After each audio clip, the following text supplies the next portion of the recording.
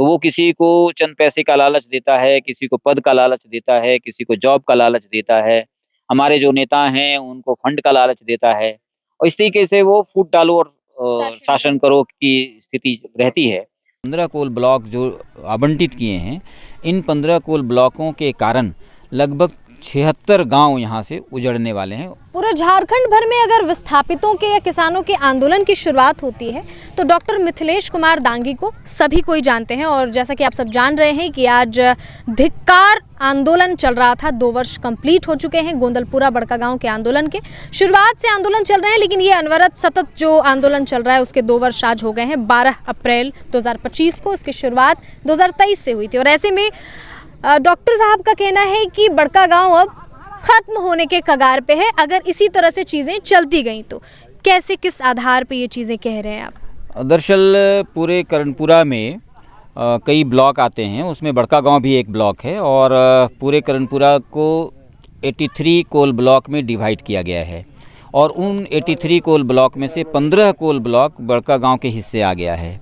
और बड़कागांव का ये सौभाग्य है या दुर्भाग्य है कि बड़कागांव के अधिकांश गांव कोयला के ऊपर हैं, बसे हुए हैं और सरकार की नज़र इस पर लगी है और इसीलिए उसने 15 कोल ब्लॉक जो आवंटित किए हैं, इन 15 कोल ब्लॉकों के कारण लगभग 76 गांव यहाँ से उजड़ने वाले हैं। और उजड़ने की बात मैं इसलिए कह रहा हूँ कि माइनिंग में और दूसरे परियोजनाओं में थोड़ी अंतर होती है। दूसरे परियोजनाएं लगती हैं, गांव वहाँ बसा रहता है, धूल खाता है, प्रदूषण झेलता है, लेकिन बसा रहता है।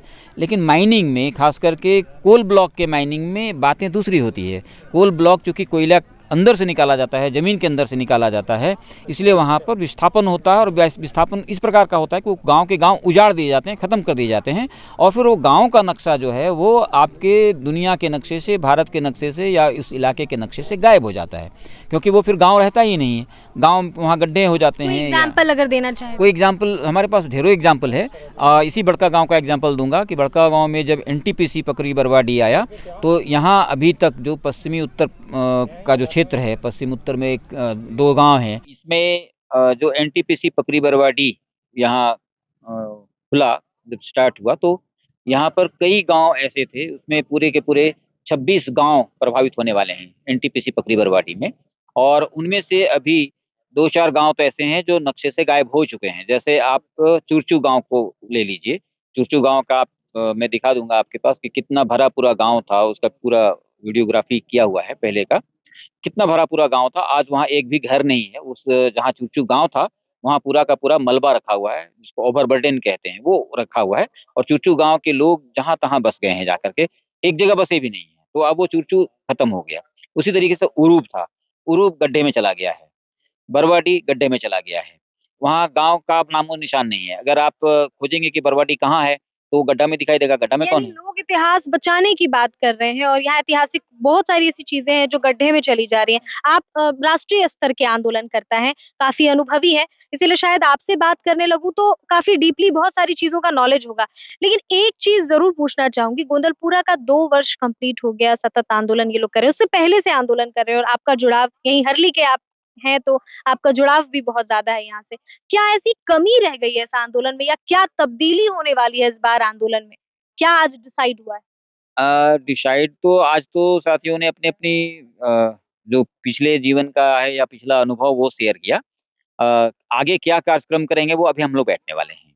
वो तो चलिए ठीक है, लेकिन आपको पर्सनली क्या लगता है, कहाँ कमी है, कहाँ पे लूप होल देखिए, है? ऐसा है कि इस देश में जो पूंजीवाद है, वो लोगों में एक लालच डालता है और लोभ और लालच के चक्कर में हमारे बीच में लोगों को फोड़ता है।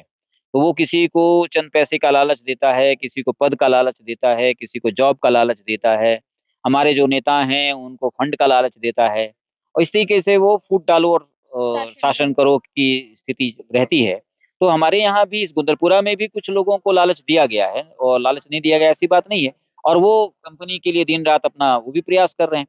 तो उनको कैसे मुख्य धारा में लाई जाए, इस पर हमको विचार करना चाहिए मतलब और एकता में ही बल है। एकता हमें लाना होगा, क्योंकि बगैर एकता लाए अगर एक भी फूट गया, हमारे पास कई अनुभव हैं, जैसे ईसीएल का एग्ज़ाम्पल है हमारे पास, बड़कागाँव पश्चिमी का एग्ज़ाम्पल है हमारे पास।